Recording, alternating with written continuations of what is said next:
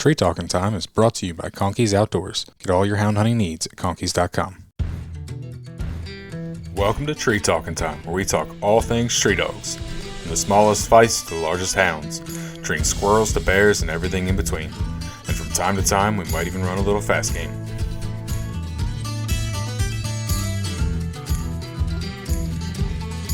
So December 2024, it was about mid-December, and we had already had I was hunting with a group of guys that I always hunt with, and we had already had they already had a bear going, and I was trying to get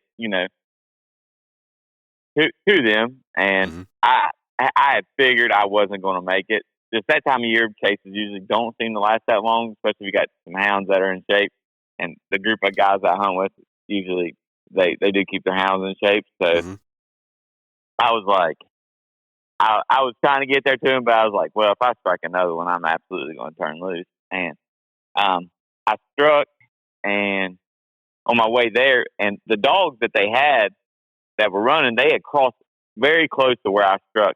And at first, I was like, that's probably the same bear. And I kept going. I probably went, I don't know, another 20 yards, not far at all. And I was like, I had a buddy of mine named Mike that was just riding around with me. He don't have any dogs. He just likes to ride with me sometimes. And I was like, you know what? I said, we're way behind. I said, and the least thing I can do is turn one loose. And if he goes on that track, I can always catch him in the next road, which was just right down and to the right, down in the holler to the right. And it was easy access. So I was like, well, it won't hurt. It won't hurt to at least try. And I turned my remaining dog loose, which he's the best dog I've ever owned, hands down.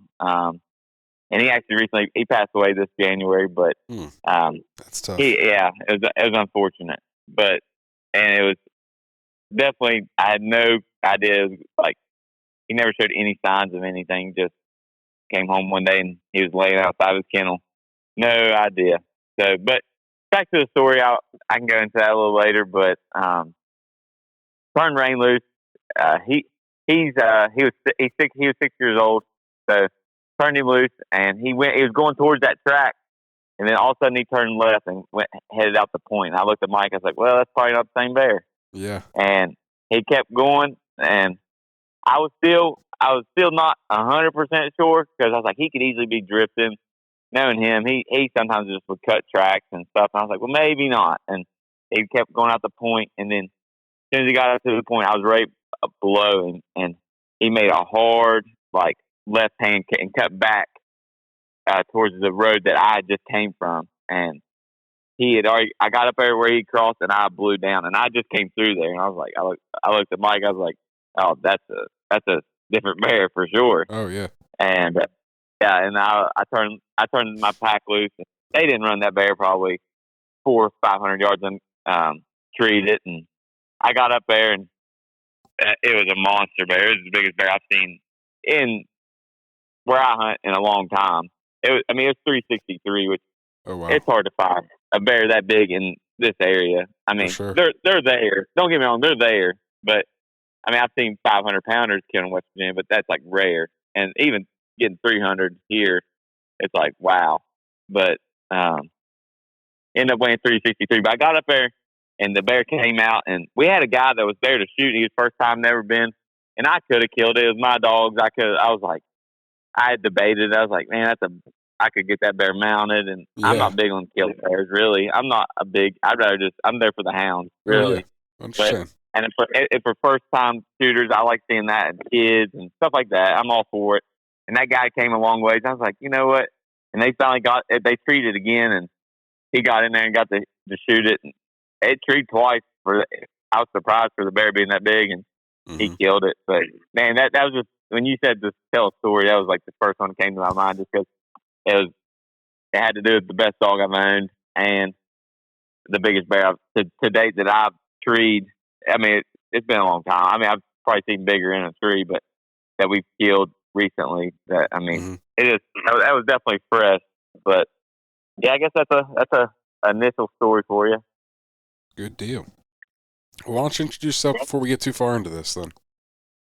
Yep. My name's Zach Ahart. I'm from West Virginia. I've been hunting since I was probably in diapers. I guess you can't really say. I guess I was hunting, but I was there. Yeah. I was going with my dad and everything like that. And I told it on another podcast before that I was the kid that I knew my dad was going hunting the night before, and I don't remember doing this, but my dad told me I slept in front of the door. So just so he wouldn't leave me. And I never understood why he didn't always take me, but I understood now that I have kids. Sometimes it's just difficult to do it by yourself, if you at that age. But I was that kid, and I grew up doing it. And then probably in high school when I was really heavy in the sports, I don't want to say I got out of it, but I just wasn't doing enough. And went to college, and after my first year of college, we really started getting dogs again, and it brought me back home. And I was going to college just around here, and instead of I was going to WVU at the time, but came back home, going to college, and started getting dogs, and then it started clicking. And I've just, ever since. I mean, that's probably been. I've really been back at it hard for the last probably 7-8 years. Okay. But I mean, I did it my whole life. Yeah. But it's just now I feel like my dad, he showed me the ropes, and I feel like I've just took it to another level. So I'm very passionate about it. I mean, it's just I try to go as much as I can. Especially this time of year and throughout the whole year, where we can run dogs year round. I mean, that's an awesome thing. And for sure. I mean, I can run. I usually try to run 2-3 days a week if I can. And whether somebody's going with me or they're not, that's like I just want to go. And that's the best thing for your dogs is getting them out and letting them do it on their own. I think. So, yeah.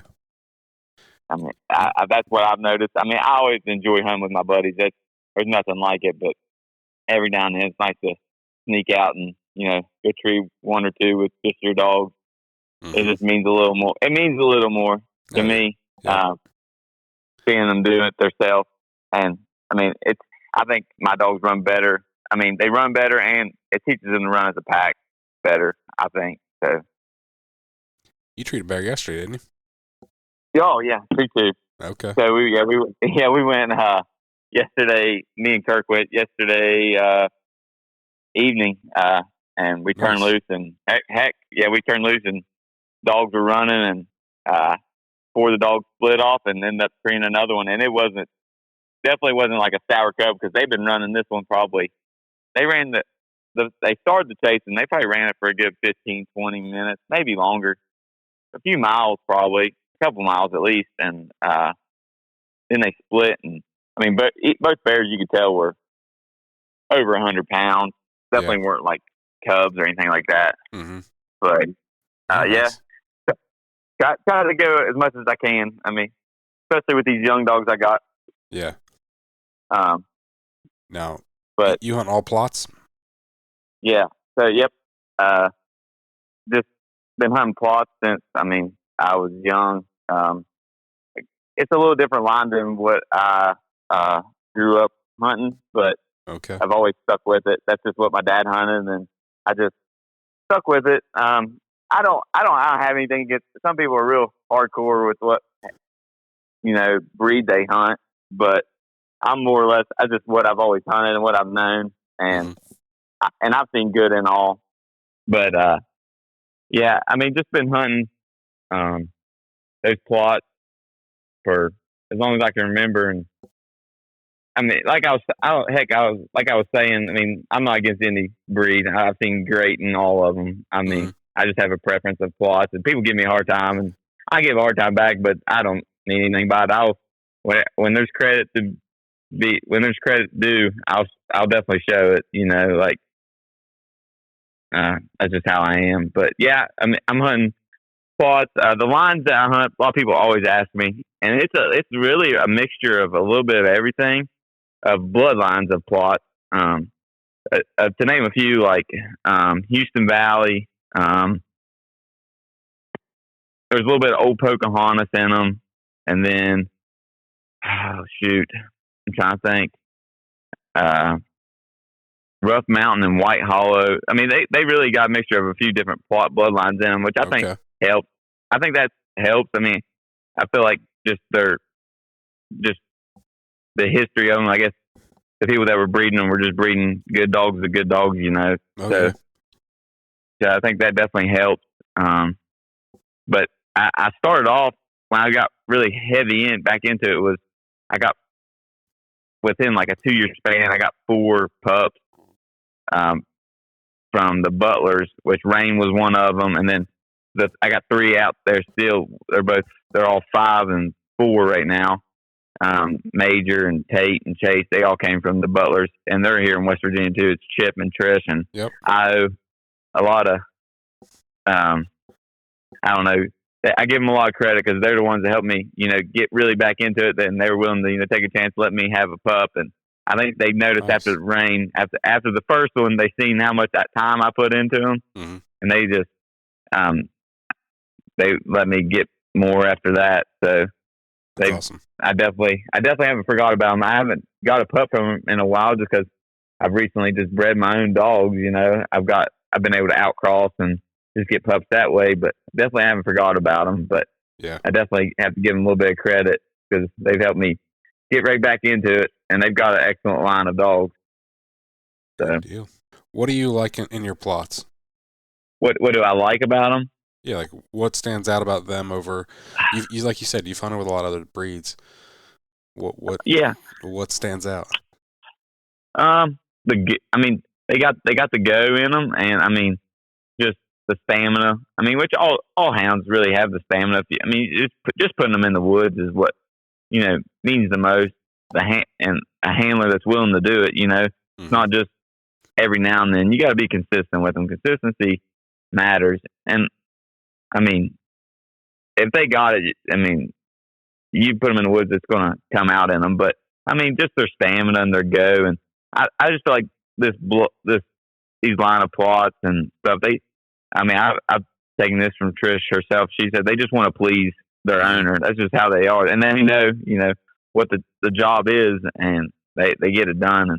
And their noses they're good. I mean, I'm not going to say they're the coldest nose dogs, but they definitely got the nose to, you know, figure out an older track and stuff like that. I can't say I haven't seen colder because I have, but they got a good enough nose to, you know, figure out them older tracks, and that's good enough for me. I mean, really, I think a lot of dogs, not all dogs have them, but I mean, you got to be patient with a lot of them. Some people just aren't patient enough to, you know, let them work out a track, which, you know.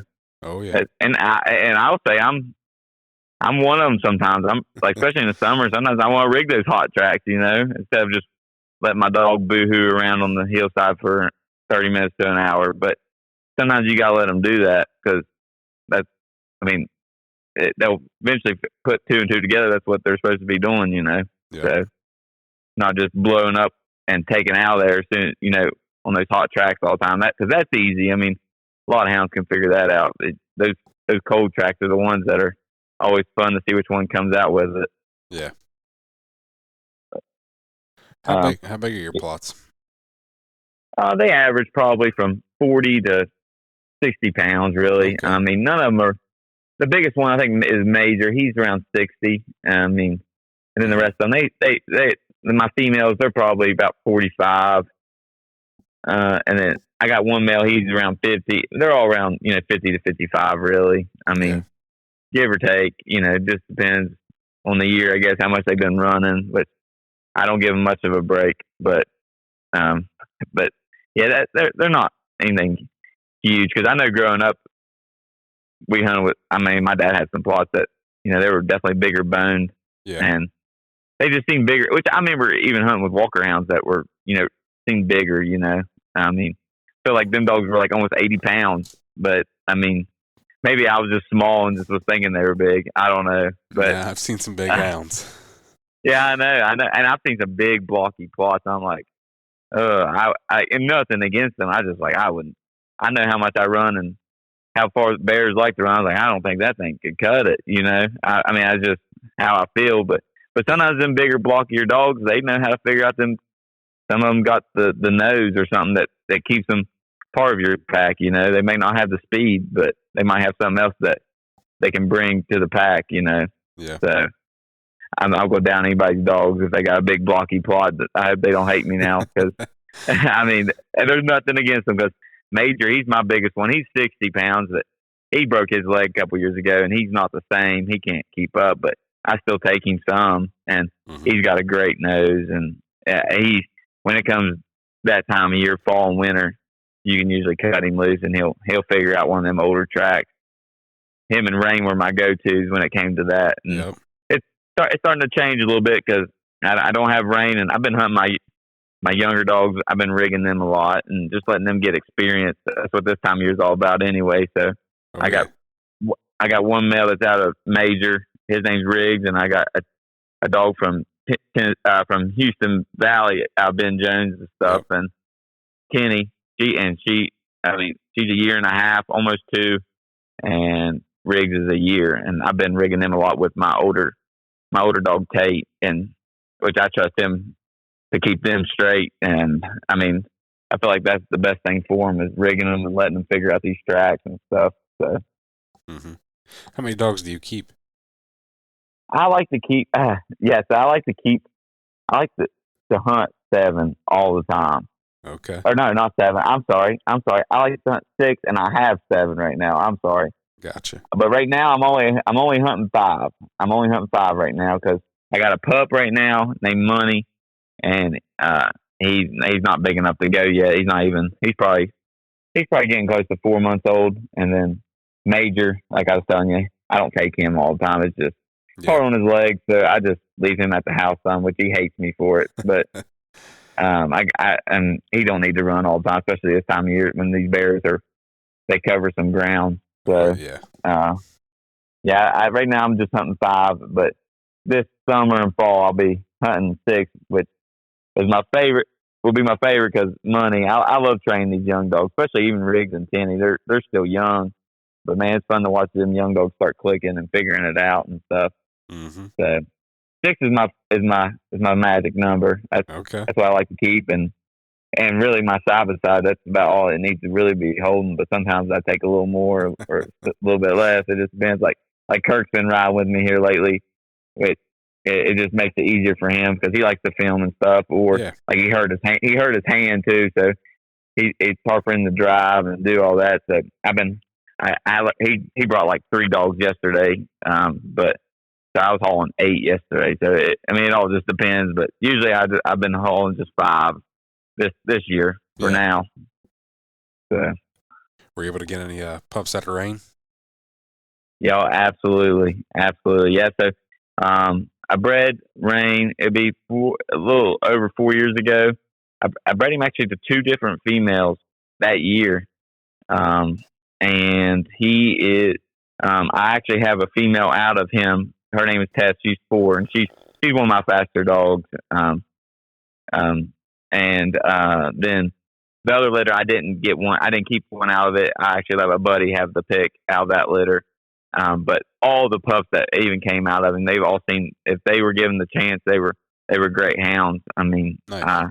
The ones I've hunted with, and then which Rain, his daughter, would be Tess's sister, which I know might get a little confusing, but Rain's daughter, a guy that lives local close to me, I've bred to her with my Major dog. Okay. And kind of got a mixture of a little bit of everything I got. So Rain's and now that dog is Riggs. So Riggs is the grandson of Rain and the son of Major. So I kind of got a mix of everything I got, and it's worked out perfect. Like that litter has turned out awesome, and we've been talking about probably doing it again here probably this year. So I haven't decided if I'm going to breed Major or Tate because I'm still going to get the Rain side of it with that female. So as long as I get that, I'll be happy really. But I can breed either of those males to her. So planning on doing that again just because she's got a little bit of Rain's blood, which I could breed my females, but I don't know. I don't know. I'd rather just go pick one out. I'm like that. So I hate to say that, but and plus my females right now they're in their prime, and like Tenny's still too young, and Tess is 4, which right now I think between 2 and 5 is like their prime when it comes to like their speed and stuff. Now, Yeah. when they get older, I think they start figuring other things out. Don't get me wrong. I think they learn to figure out track a little better and stuff like that. But I think I'd hate to slow her down right now. Now, I have talked about when they get a little older, breeding them, but that's you never know what could happen to them. So, Yeah. I just don't want to slow them down. But then also, it's kind of good and bad doing that. You might miss out on a pup if something was happening to him because you never know. So. Yeah.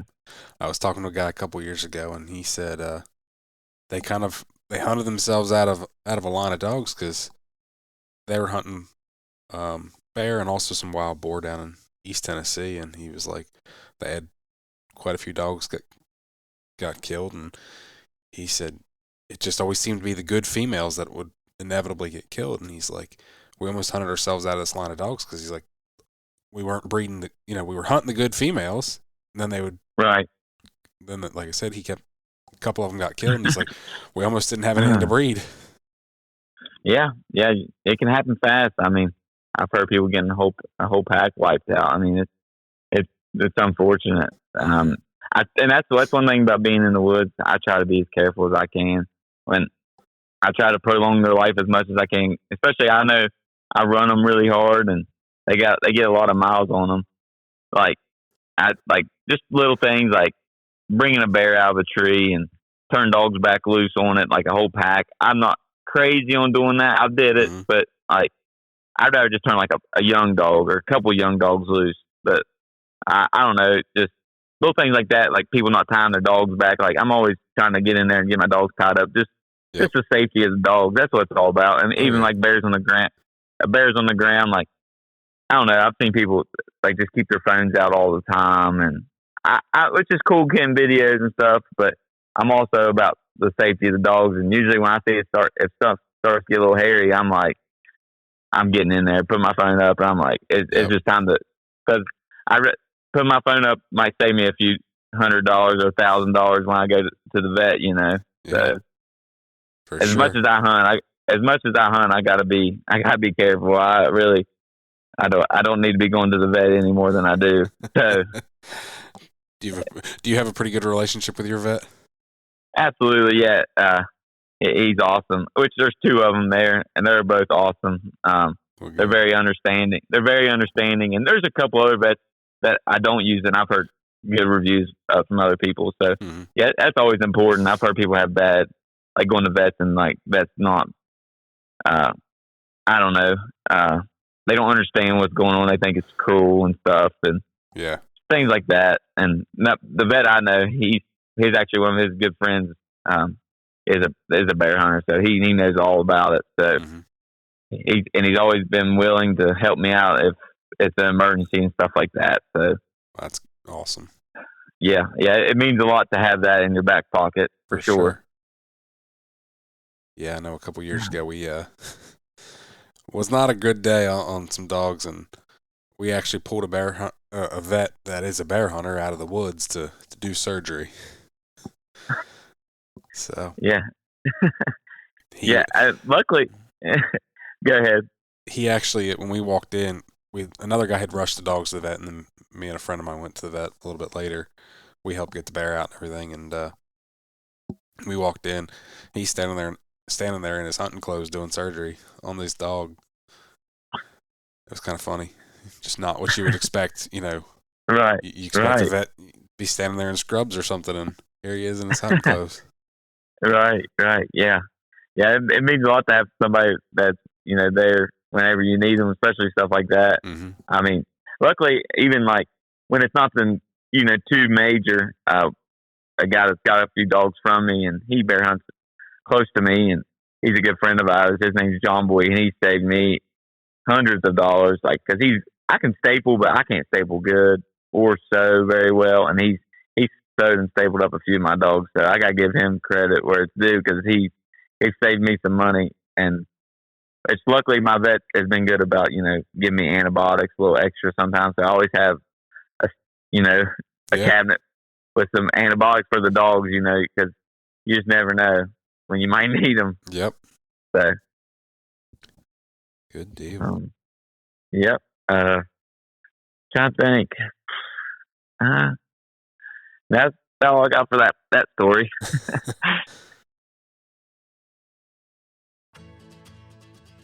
Conkeys Outdoors is proud to be a sponsor of Tree Talking Time.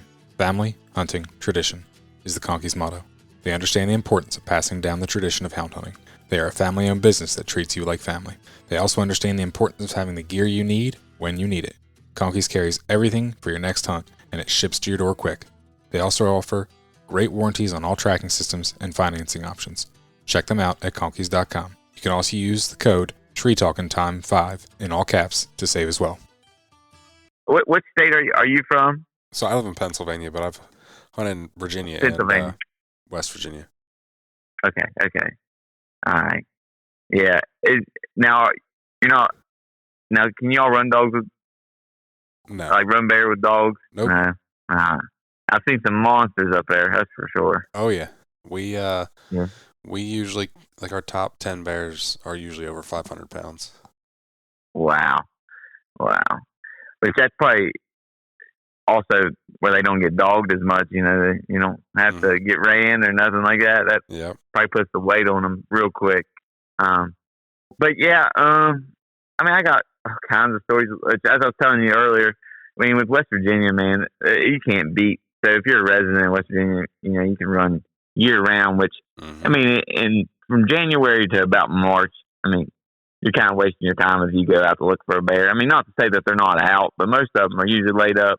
Yeah. And I usually don't run that time of year. I just let my dogs have a break. But as soon as about March hits and everything starts to real like green up, I start going out and at least looking. And but yeah, I mean, I hunt religiously, I guess you could say, at least probably twice a week right now, and I try to hunt 3 times if I can. But I mean, I've kept a log on it on how many bears I've treated over the past 5 years. Because like 6 years ago, I was like, man, I need to start keeping track just to see how many bears I'm treating, how much I'm hunting, and it's not for a competition or nothing like that. I just want to see how many bears my dogs are catching, and just how successful they're being. And I've kept track for the past 5 years, I think, and every year's been over 100 bears that they've caught, either treed or bait up. Yeah, and that's what I count as caught. That's and impressive. So, and that's not counting. That's what my dogs were on, and that were contributing to the chase. Not what my other buddies treat. If they treat a bear or something like that, I don't count that. It's nothing against their dogs. They're just, I want to see what mine are doing. I'm putting the time into them, and I just want to see what they can do. And every year's been over 100. I mean, heck, couple years been over 150. So wow, it's just putting the time in and going. And we're fortunate enough to be in a good place with plenty of bear.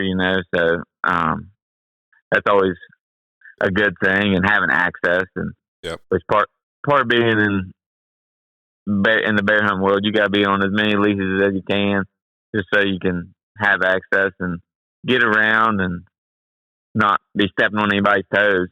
So, but I mean, you asked me for stories and just individual stories. I mean, I got so many, but I just trying to think of them. I mean, you put me on the spot.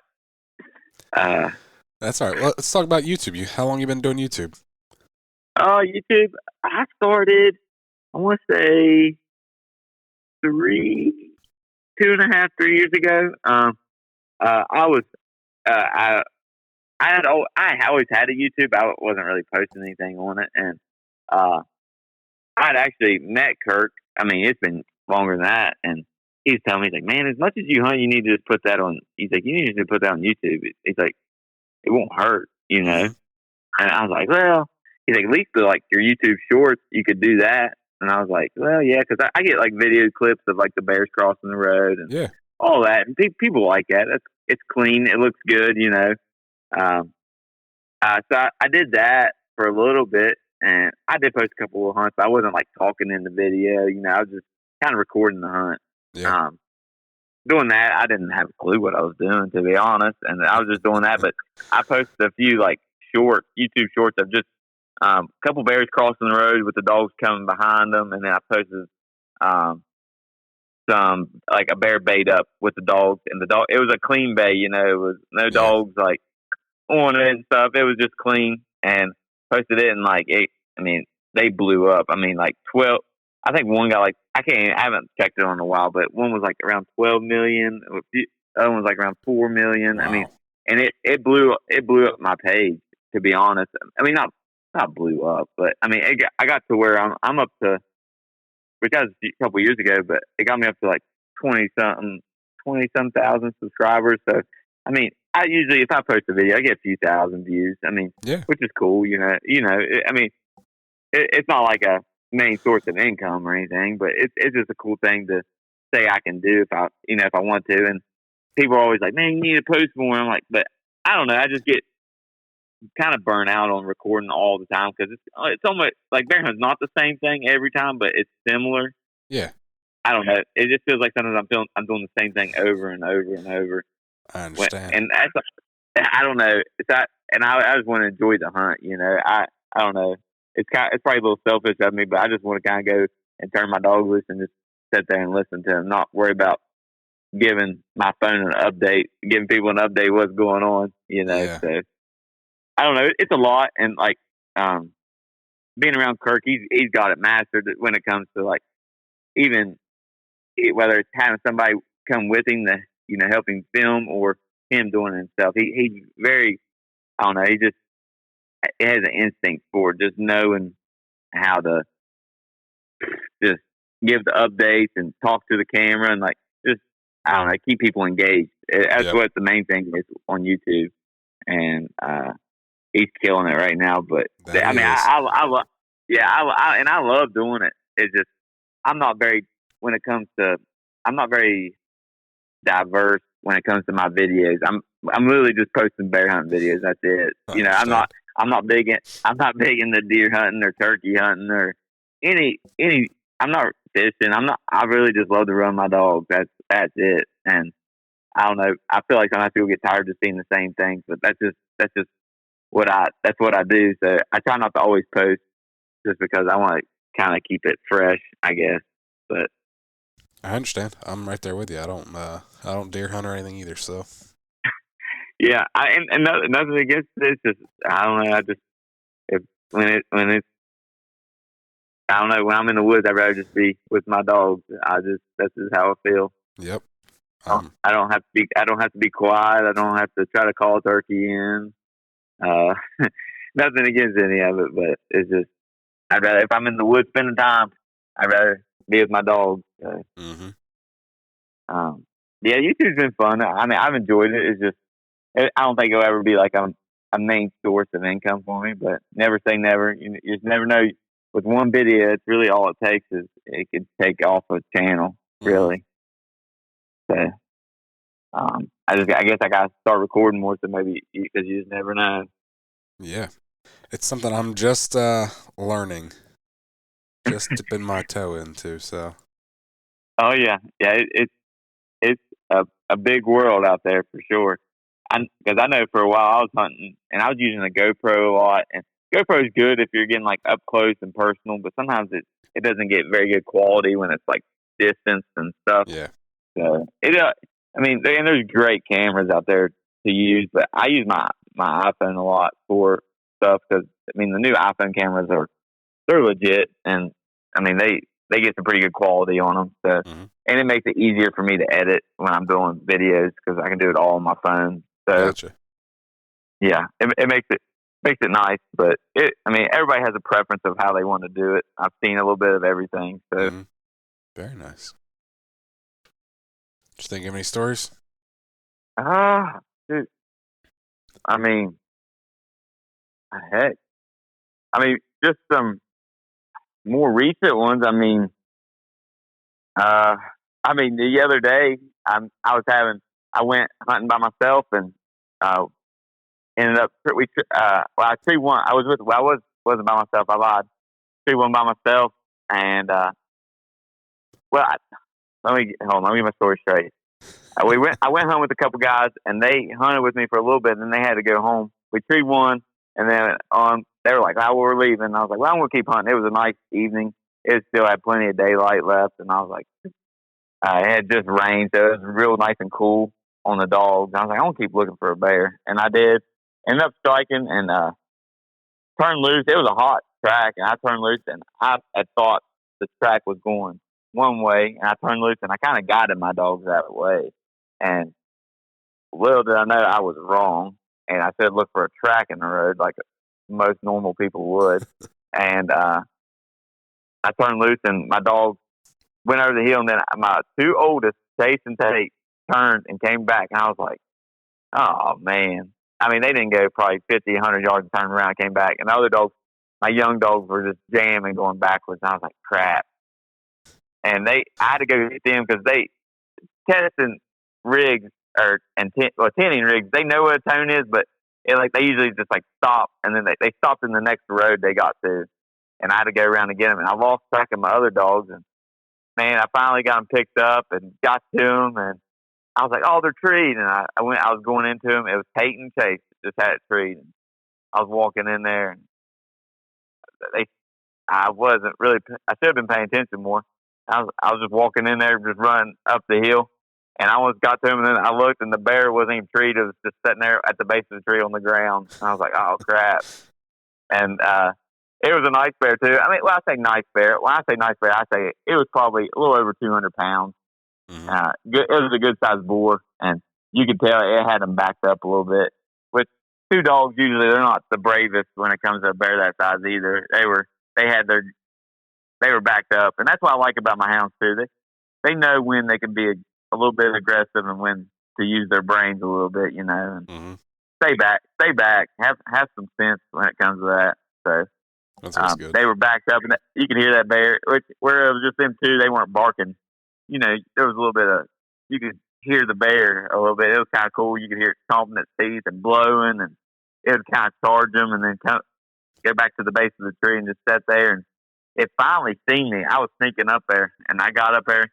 Finally, it seen me, and it took off around the hill and went to another tree, and it popped up right on the side of it, and it was just looking at the dogs and looked at me, and it came down to the bottom, and it charged Tate, and Tate took out of there trying to he got away from it, and it went right back to that same tree, and finally I just kind of hollered at the dogs, and I got them caught, and that thing just took off. But it was just, I thought that was a pretty funny story, because I was just running in there thinking it was a treed bear, and it was just sitting there at the base of the tree, and it was just cool to listen to it.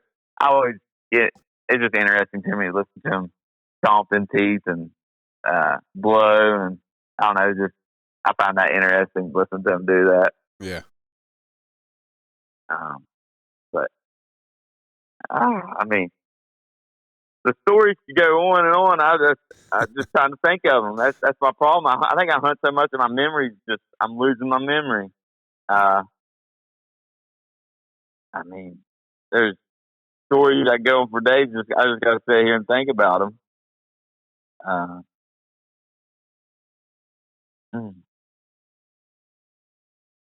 I mean, I guess I got a question for you, real quick. Yeah.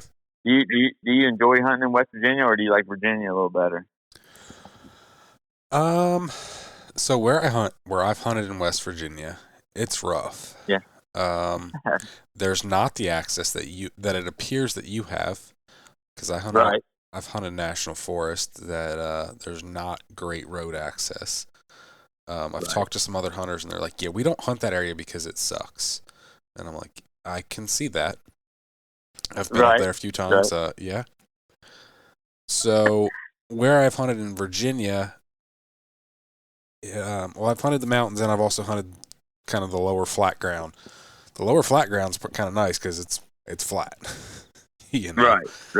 But the problem down there is you have access, but there's actual hard roads, and you're dealing with more private properties and stuff like that down there. So it's kind of a catch-22.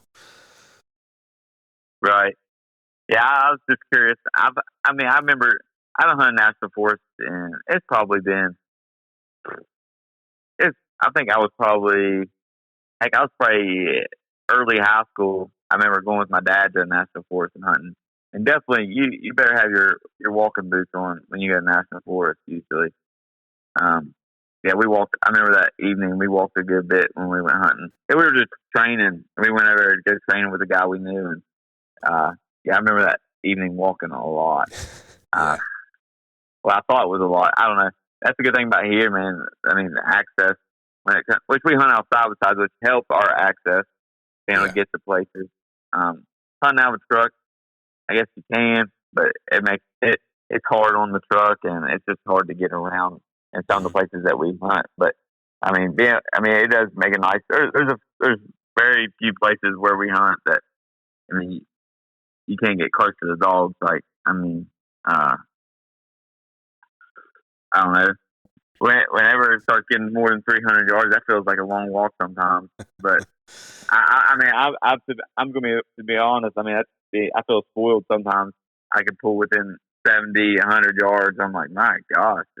But don't get me wrong, them 70, 100 yards can sometimes be straight up. But I mean, I'm not complaining. I mean, it's not bad at all, because I've been in the southern part, the very southern parts of West Virginia, and yeah, it talk about rough. So that's another level. Yeah. So, I think if I had your access, I'd probably like where you hunted a little more. yeah, it definitely helps. That's what I was telling you. Just being able to be part of these leases, man. It's a good thing and a bad thing having them, but it's just being a bear hunter, man. You got to be on as many as you can. Unfortunately, I mean, you got to be willing to pay the money, because I mean, if you don't, somebody will. So I mean, that's just how you just got to bite the bullet when it comes to that. And then when people talk about you spend a lot of money bear hunting, it's a fact.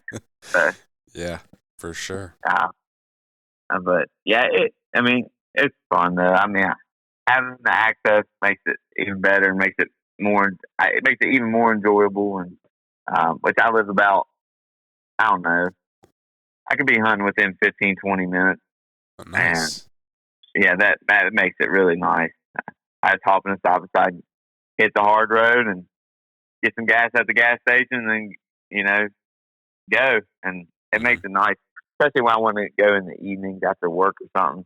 Yeah. I can get home and just load the dogs up and go. And I try to tree a bear or two and come home. I mean, I guess today was one of the latest evenings I've been out, and I got home at 9. I felt late for me. I really do try to get home, even sometimes before dark if I can. I don't know. I try not to, I guess, wear it out too much. I try to just tree one and not get too crazy, but tree one and come home.